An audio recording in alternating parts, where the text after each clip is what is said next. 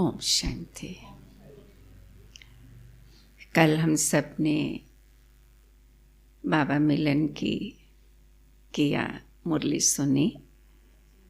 सबने सुनी होगी मुरली बाबा की, है ना, पवित्रता के ऊपर थी।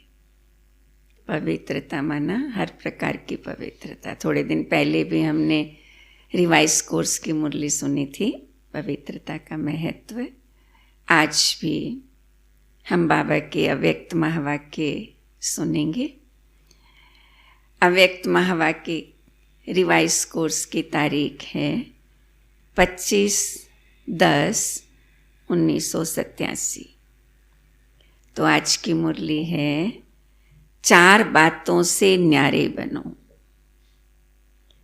दे दे के संबंध, दे के पदार्थ, है ना। 4 बातें बाबा हम बच्चों को आज बता रहे। किन किन बातों से हमें न्यारा बनना है। आज बाप दादा अपने सर्व कमल आसनधारी श्रेष्ठ बच्चों को देख रहे हैं। हम सब कौन है? कमल आसनधारी। कमल आसन ब्राह्मण आत्माओं की श्रेष्ठ स्थिति की निशानी है। आसन होने का, बैठने का साधन है। तो हम सब कहाँ बैठे? कमल आसन पर। तो ब्राह्मण आत्माएं कमल स्थिति में स्थित रहती हैं। ये हमारा आसन है। कमल का फूल कैसा होता है? न्यारा, प्यारा। इसलिए कमल आसनधारी कहलाती है। जैसे ब्राह्मण सो देवता बनते हो, ऐसे आसनधारी सो सिंहासनधारी बनते हैं। जो संगम युग पे कमल आसनधारी बनते, वही फिर सतयुग में सिंहासनधारी। जितना समय, बहुत काल व अल्पकाल कमल आसनधारी बनते हैं, उतना ही बहुत काल अल्पकाल राज्य सिंहासनधारी बनते हैं। जैसा संगम पर पुरुषार्थ होगा, वैसे ही सतयुग त्रेता में प्राप्ति होगी। अगर यहाँ ज़्यादा समय कमल आसनधारी हमारी स्थिति है, तो सतयुग त्रेता में भी राज्य सिंहासन अल्पकाल का होगा या बहुत काल का होगा। कमल आसन विशेष ब्रह्मा बाप समान अति न्यारी और अति प्यारी स्थिति का सिंबल है। ब्रह्मा को हमेशा कमल फूल के ऊपर बैठा दिखाते हैं ना। अति न्यारी और प्यारी स्थिति का, ब्रह्मा बाप समान। तो आप ब्राह्मण बच्चे फॉलो फादर करने वाले हो, इसलिए बाप समान कमल आसनधारी हो।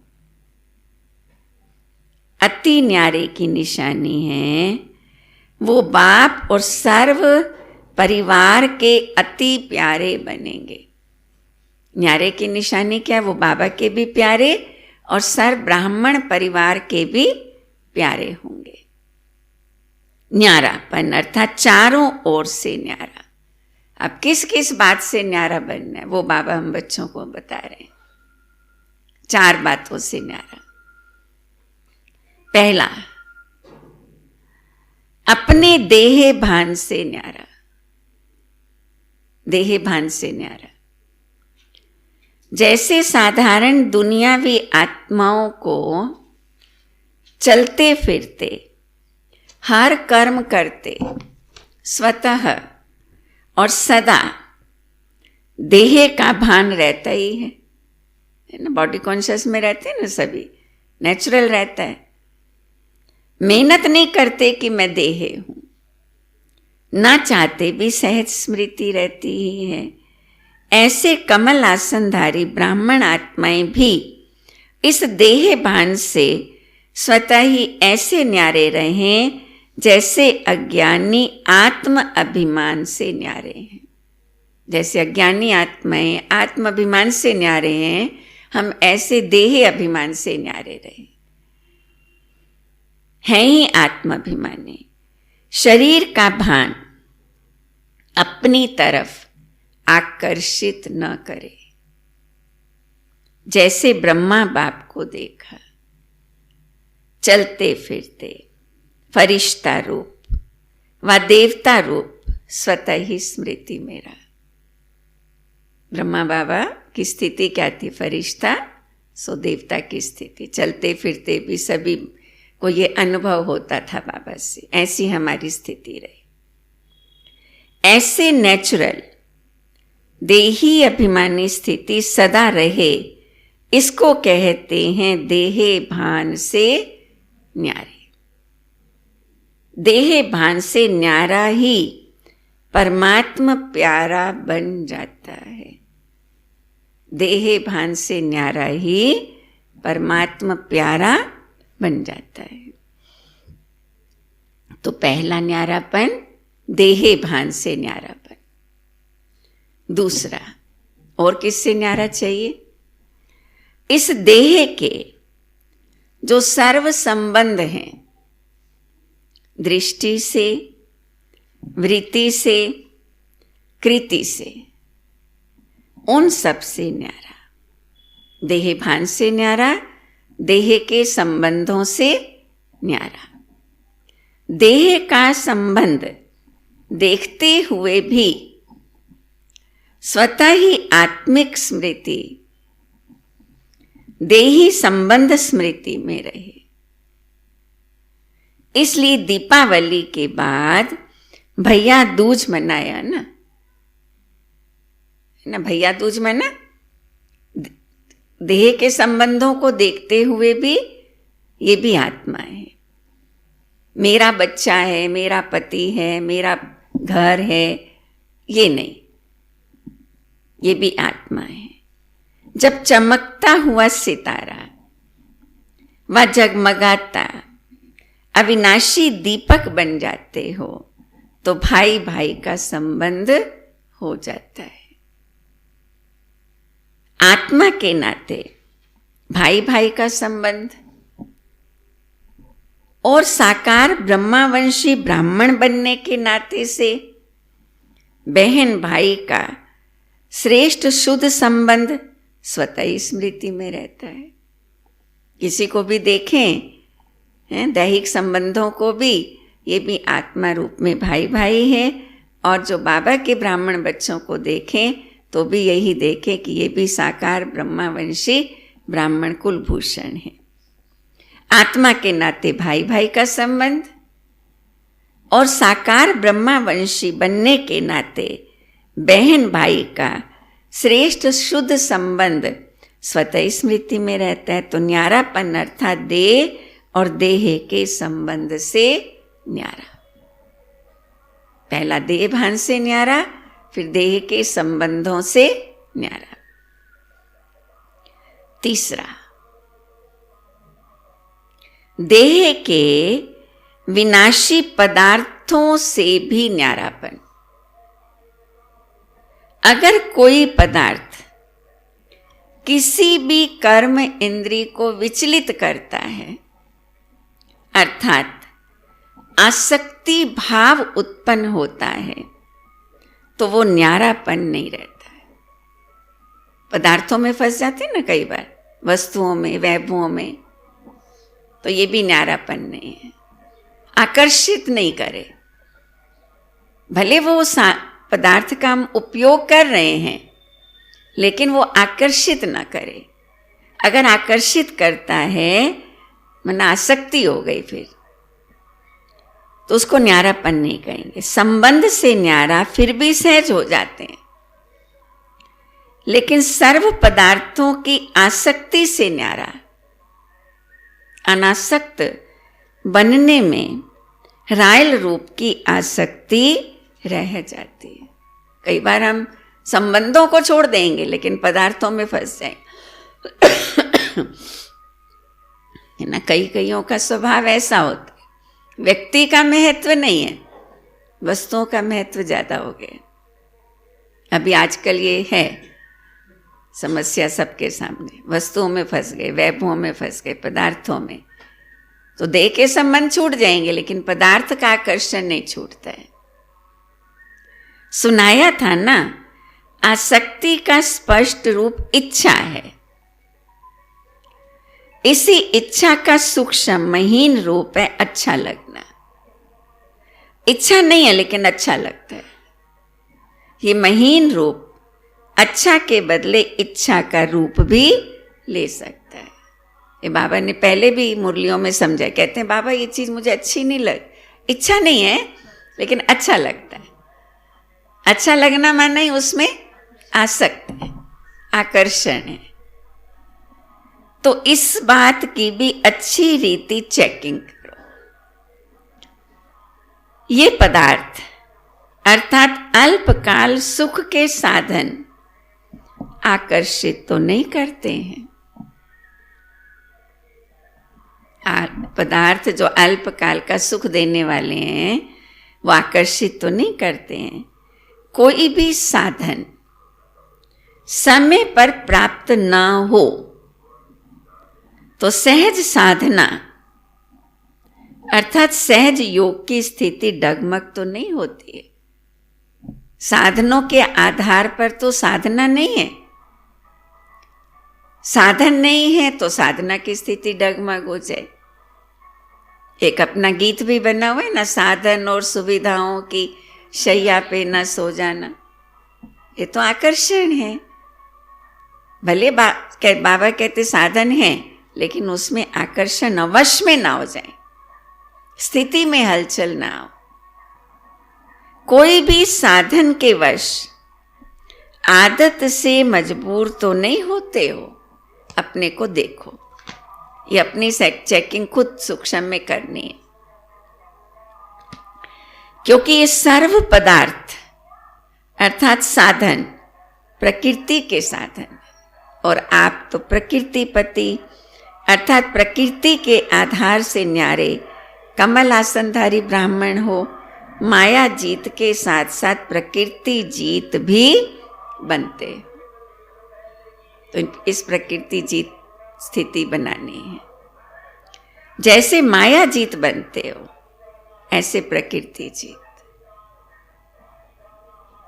तो माया बार बार भिन्न भिन्न रूपों में ट्रायल करती है ना। विकारों को छोड़ते हैं तो किसी ना किसी रूप में ट्रायल तो करती है। देखो इनको गुस्सा आता है, देखो इनको ऐसा होता है, ट्रायल करती रहती है ना, अंत तक भी करती रहेगी। मेरे साथी माया जीत बन रहे हैं तो भिन्न भिन्न पेपर लेती है। माया भिन्न भिन्न पेपर लेती है। प्रकृति का पेपर है, ऐसे प्रकृति भी पेपर लेगी।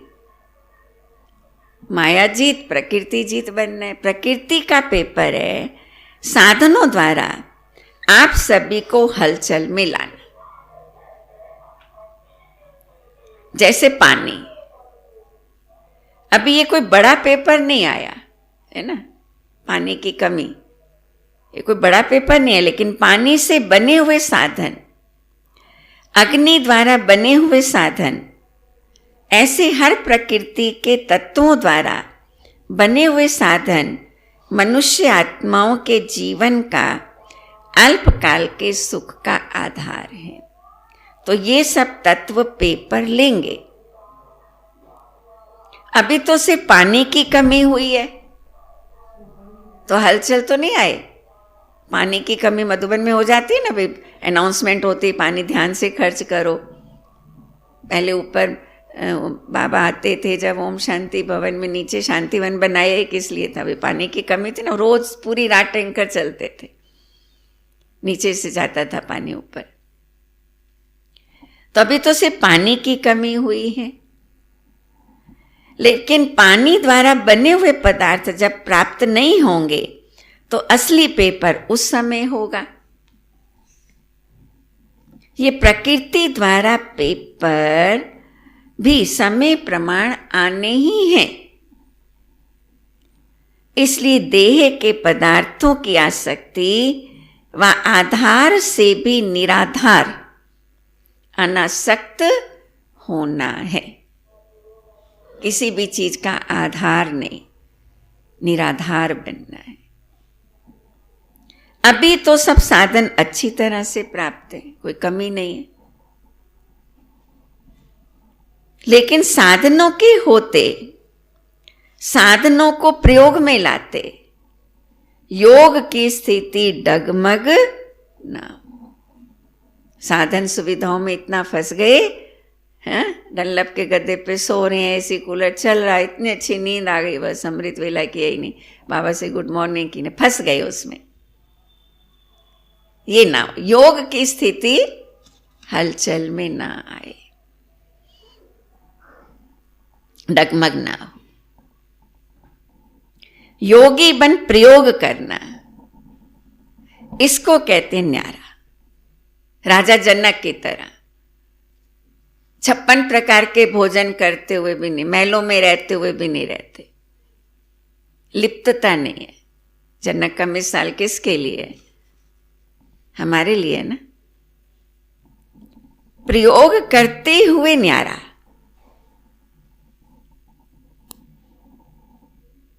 है ही कुछ नहीं तो उसको न्यारा नहीं कहेंगे। मेरे पास कुछ है ही नहीं तो उसको न्यारा नहीं कहेंगे।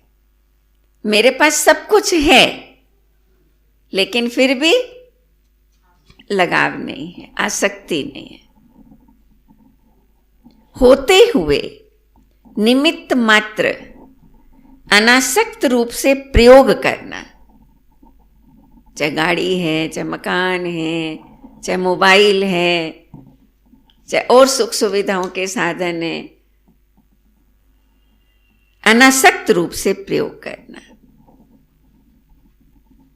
बहुत अच्छा भोजन खाया लेकिन निरासक्त भाव से खाया। आगे बाबा बहुत अच्छा मिसाल बता रहे,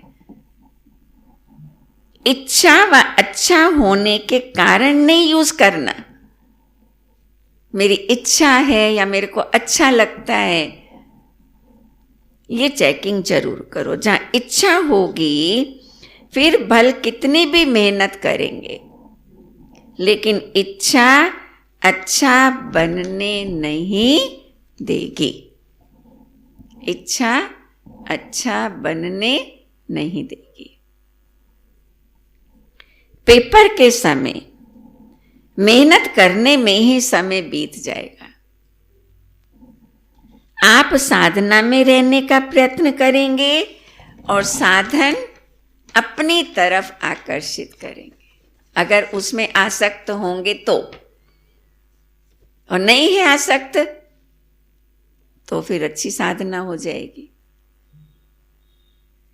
आप युद्ध कर, मेहनत कर साधनों की आकर्षण को मिटाने का प्रयत्न करते रहेंगे तो युद्ध की कशमकश में ही पेपर का समय बीत जाएगा, टाइम पूरा हो गया। रिजल्ट क्या हुई? प्रयोग करने वाले साधन ने सहज योगी स्थिति से डगमग कर दिया। साधनों ने डगमग कर दिया। प्रकृति के पेपर तो अभी और रफ्तार से आने वाले हैं, इसलिए पहले से ही पदार्थों के विशेष आधार, खाना, पीना, पहनना, चलना, रहना, संपर्क में आना, इन सब की चेकिंग करो। खाने में, पीने में, रहने में, पहनने में, पहनने में भी आसक्ति हो जाती है ना। बहुत चूजी होते हैं कहीं खाने में, ये नहीं खाना, वो नहीं खाना। आगे बाबा बहुत अच्छा मिसाल दे रहे हैं, ये नहीं पहनना। ये सब थे हमारे अंदर कमियां, हमारे अंदर भी थे। हम भी जब परिवार में, घर में रहते थे तो बहुत चूजी थे खाने में, पहनने में भी। पर बाबा के बने तो बाबा ने जहां जो खिलाया, जो पहनाया, तो कहते भक्ति मार्ग में जहां बिठाओ वहां बैठेंगे, जो खिलाओ वो खाएंगे। और बाबा अच्छा खिलाता है, अच्छा पिलाता है, अच्छा पहनाता है। तो इन सब बातों को चेक करना है हमें अपने आप को। खाना, पीना, पहनना, चलना, रहना, संपर्क में आना, इन सब की चेकिंग करो, कहीं आसक्ति तो नहीं है किसी चीज में, कोई बात में महीन रूप में भी विघन रूप तो नहीं बनती है। ये अभी से ट्रायल करो, जिस समय पेपर आएगा उस समय ट्रायल नहीं करना, पहले से तैयारी करनी है ना, नहीं तो फेल होने की मार्जिन है। बाबा ने कहा ना, अंत में पानी से पेपर आ जाएगा, खाने से पेपर आ जाएगा, पहनने से पेपर आ जाएगा। वो एक बार मैंने सुना था ना, एक भाई ने रुमाल मांगा, रेशमी रुमाल, वहीं से पेपर आ गया, नहीं मिला उसको उस समय, यज्ञ में अवेलेबल नहीं था, कैसे भी पेपर आ जाएगा। तो बाबा का घर ही छोड़ दिया छोटे से रुमाल के पीछे है? तो बाबा कहते पहले से हमारी तैयारी होगी तो फेल नहीं होंगे, नहीं तो फेल होने की मार्जिन है। योग स्थिति अर्थात प्रयोग करते हुए न्यारी स्थिति, सहज योग की साधना साधनों के ऊपर, प्रकृति के ऊपर विजयी हो। सहज योग की साधना प्रकृति के ऊपर विजयी, ऐसा ना हो उसके बिना तो चल नहीं सकता, लेकिन इसके बिना रह नहीं सकते, इसलिए स्थिति डगमग हो गई। मुझे तो यही चाहिए, इसके बिना चल नहीं सकती, इसके बिना रह नहीं सकती, वो वस्तु मेरे को नहीं मिली, वो पदार्थ नहीं मिला, वो बात नहीं हुई मेरे अनुसार, तो मैं यहाँ नहीं चल सकती, मैं बाबा की बन के नहीं रह सकती, ऐसी स्थिति ना हो। तो सहज योग की साधना साधनों के ऊपर अर्थात प्रकृति के ऊपर विजयी हो, ऐसा ना हो उसके बिना तो चल सकता, लेकिन इसके बिना रह नहीं सकता, इसलिए स्थिति डगमग हो गई। इसको भी न्यारी जीवन नहीं कहेंगे। ऐसी सिद्धि को प्राप्त करो जो आपकी सिद्धि द्वारा अप्राप्ति भी प्राप्ति का अनुभव कराए। स्थूल वस्तुएं, वैभव, पदार्थ नहीं है तो भी हम भरपूर हैं, अप्राप्ति की स्थिति भी प्राप्ति का अनुभव कराए, ऐसी साधना हो। जैसे अब बाबा शुरू का मिसाल दे रहे हैं, जब बाबा ने सिंध हैदराबाद में यज्ञ की स्थापना की, उस समय का बाबा ने हमारी पुरानी बहनों को ऐसा त्याग तपस्या कराया, जैसे स्थापना के आरंभ में आसक्ति है व नहीं है, पहनने में, खाने में, रहने में, उसके ट्रायल के बीच बीच में जानबूझकर प्रोग्राम रखते रहे। बाबा बच्चों की परीक्षा लेने के लिए ये ट्रायल करते रहे, इनको क्या क्या कहाँ कहाँ आसक्ति है बच्चों को। जैसे 15 दिन सिर्फ डोडा छाछ खिलाई, मालूम है ना सभी को ये स्टेप। अब आसक्ति है तो हम तो कई बार आजकल तो परिवार वाले भी कहते भाई सुबह ये सब्जी खा लिया, अब हम नहीं खाएंगे शाम को, ये खाएंगे वो नहीं खाएंगे, ये पहनेंगे वो नहीं पहनेंगे, सारा दिन इसी में हमारा चला जाता है। तो बाबा ने निरासक्त बनाने के लिए ये प्रोग्राम वतन से दिया कि छाछ और डोडा खिलाया, 15 दिन बस यही खाना है। गेहूं होते भी ट्रायल कराई, ऐसे नहीं कि ये नहीं था यज्ञ में, फिर भी बाबा ने कहा नहीं ये खाना है। कैसे भी बीमार 15 दिन इसी भोजन पर चले, हम सब तैयार हैं। 15 दिन तक एक ही प्रकार की सब्जी रोटी मिलेगी,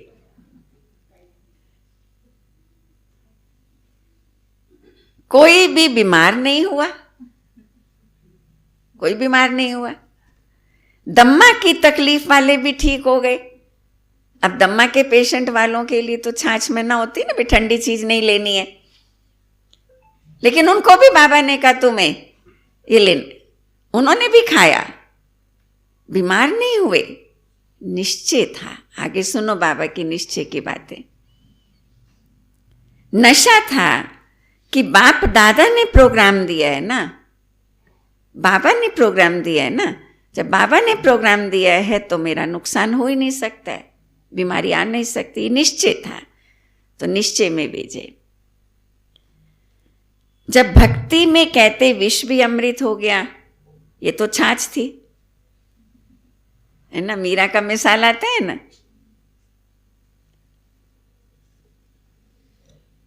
निश्चय और नशा हर परिस्थिति में विजयी बना देता है।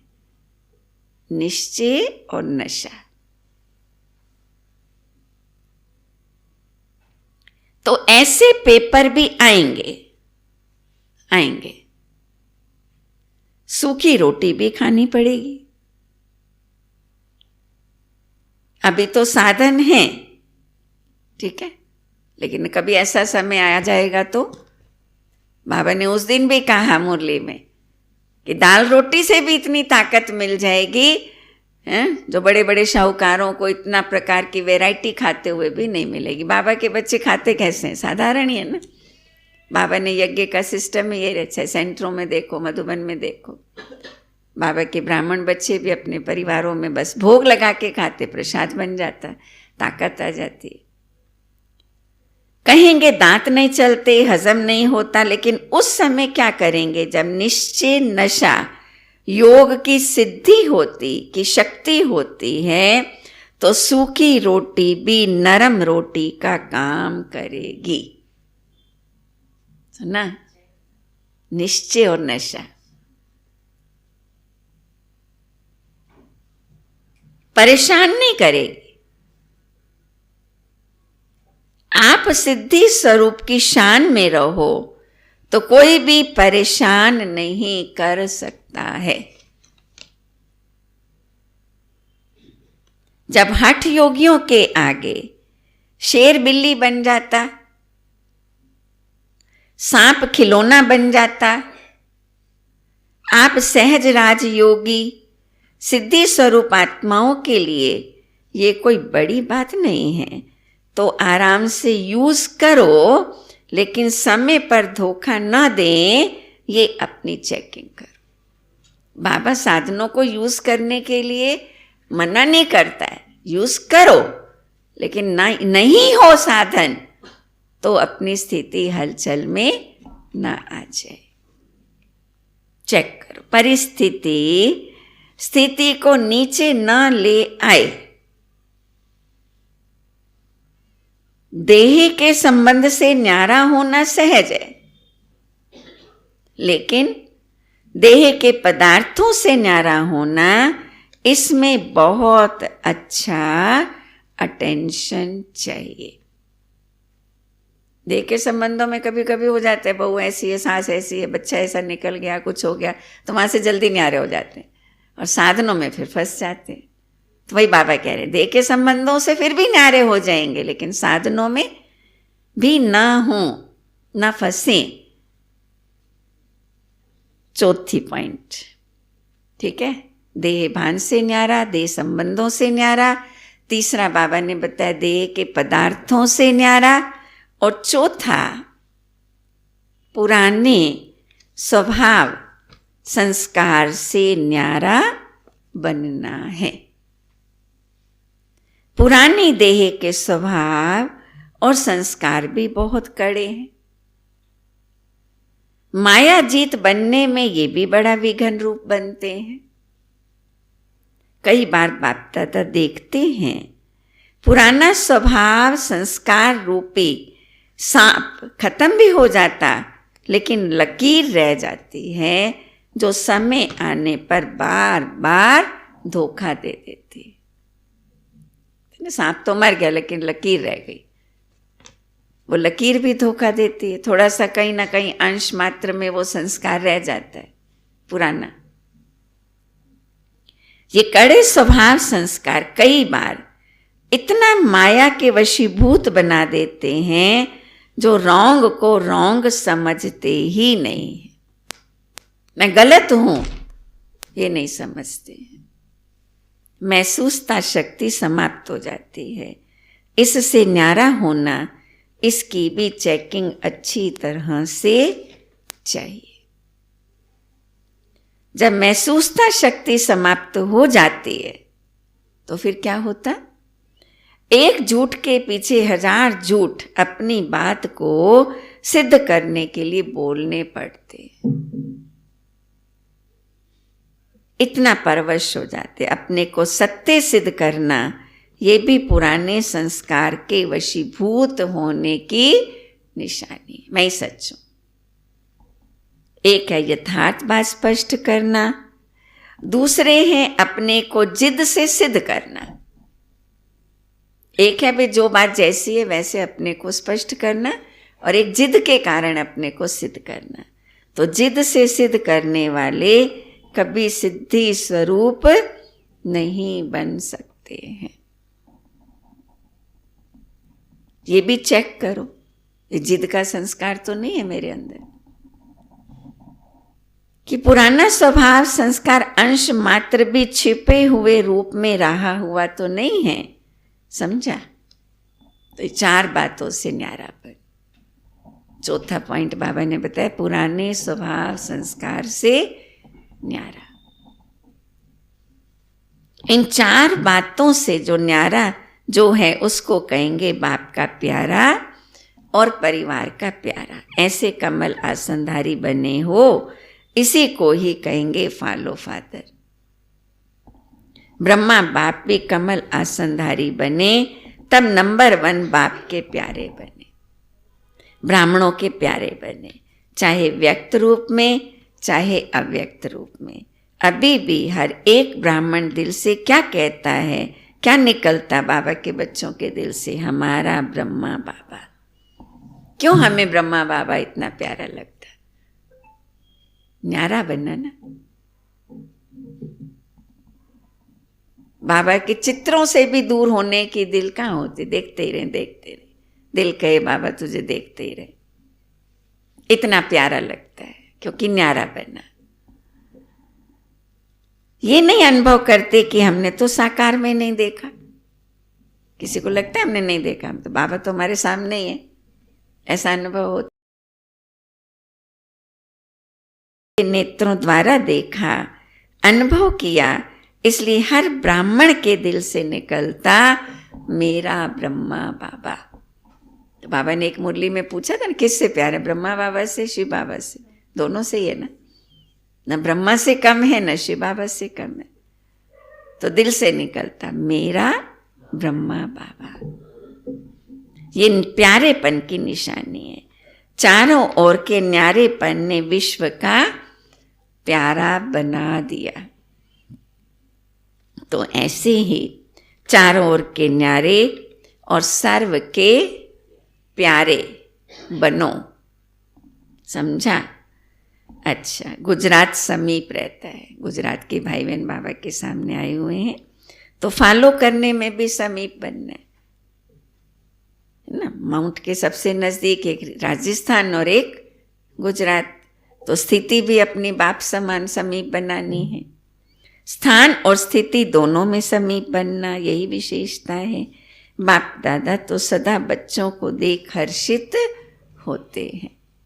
अच्छा, चारों ओर के कमल आसनधारी न्यारे और बाप के प्यारे बच्चों को सदा माया जीत, प्रकृति जीत, विशेष आत्माओं को सदा फॉलो फादर करने वाले वफादार बच्चों को बाप दादा का स्नेह संपन्न याद प्यार और नमस्ते। हम बच्चों की भी बाप दादा को याद प्यार, गुड मॉर्निंग और नमस्ते। मधुबन में आए हुए सेवाधारी भाई बहनों से अव्यक्त बाप दादा की मुलाकात। जितना समय मधुबन में सेवा की उतना समय निरंतर योग का अनुभव किया। मधुबन में योग करना थोड़ी पड़ता है, करना पड़ता है, नेचुरल योग। योग टूटा तो नहीं। मधुबन में सेवाधारी बनना अर्थात निरंतर योगी, सहज योगी के अनुभवी बनना, ये थोड़े समय का अनुभव भी सदा याद रहेगा ना। जब भी कोई परिस्थिति आए तो मन से मधुबन में पहुंच जाना। ठीक है, पहुंचते हैं ना, पांडव भवन में चारों धामों की यात्रा करने, शांतिवन में पहुंच जाना। तो मधुबन निवासी बनने से परिस्थिति व समस्या खत्म हो जाएगी और आप सहज योगी बन जाएंगे।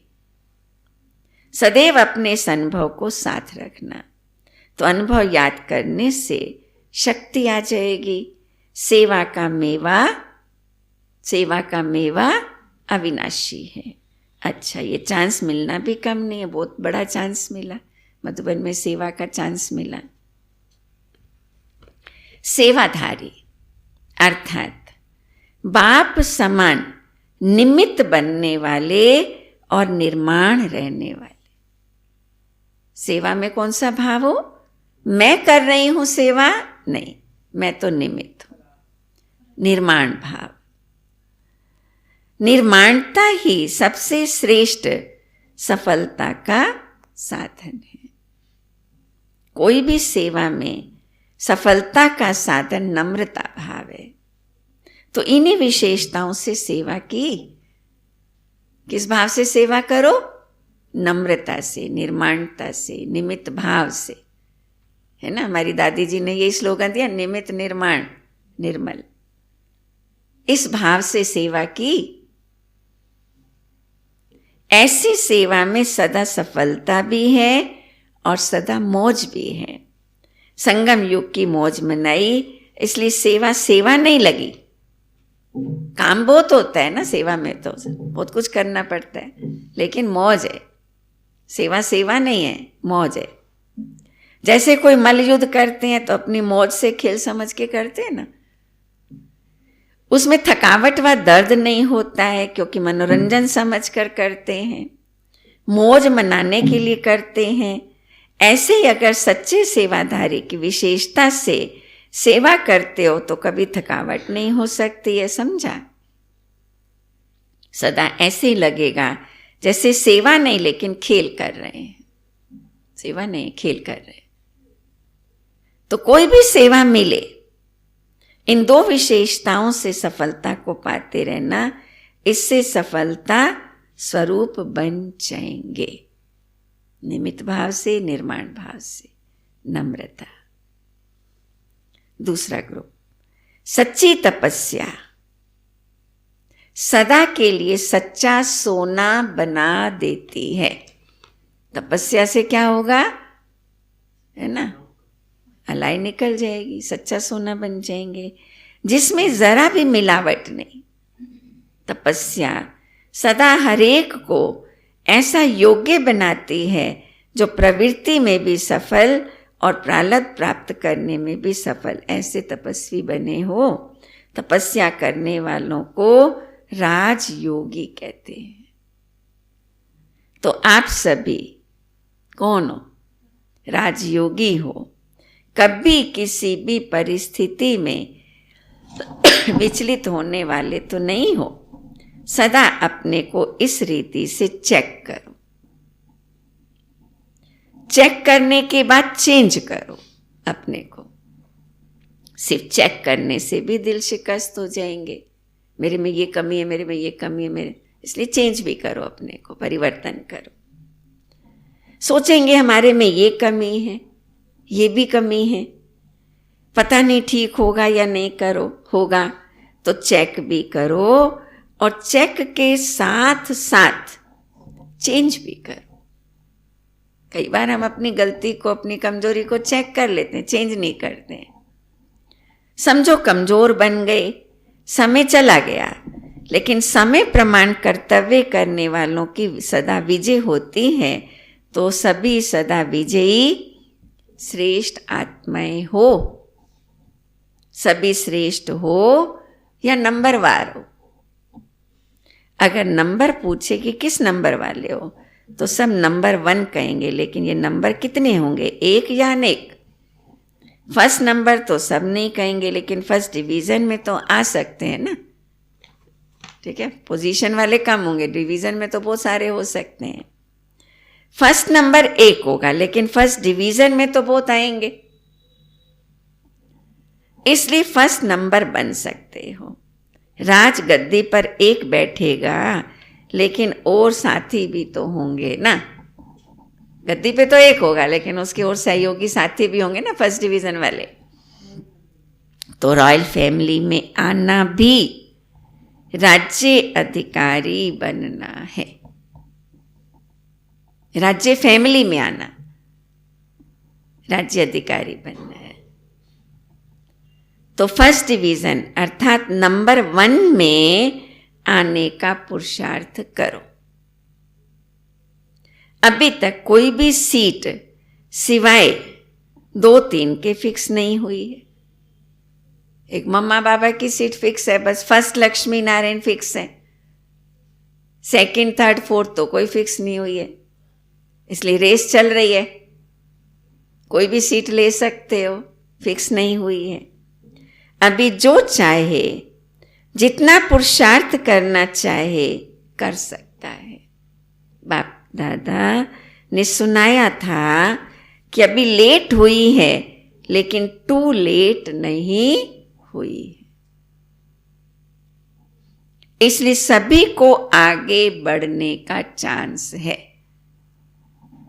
विन कर 1 में आने का चांस है, विन करके 1 में आने का चांस है। तो सदैव उमंग उत्साह रहे। ऐसे नहीं चलो कोई भी नंबर 1 बने, मैं 2 नंबर ही सही, नहीं, इसको कहते कमजोर पुरुषार्थ। कमजोर पुरुषार्थ नहीं बनना है। अभी तो तीव्र पुरुषार्थी हो ना। अच्छा, वरदान है आज का, समझदार बन। 3 प्रकार की सेवा साथ साथ करने वाले सफलता मूर्त भव। समझदार बन, 3 प्रकार की सेवा साथ साथ करने वाले सफलता मूर्त भव।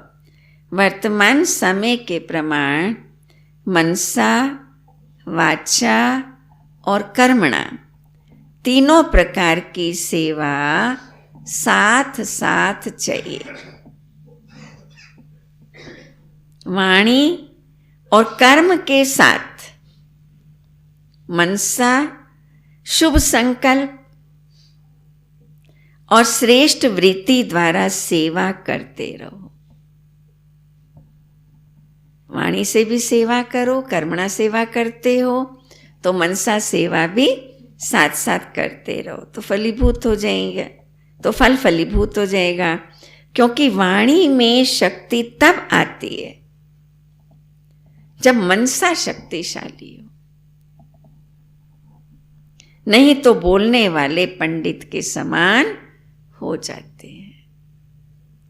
क्योंकि तोते माफिक पढ़कर रिपीट करते हैं, धारणा नहीं है। और मनसा स्थिति पावरफुल होगी तो वाणी से जो भी आप बोलेंगे उसका प्रभाव पड़ेगा।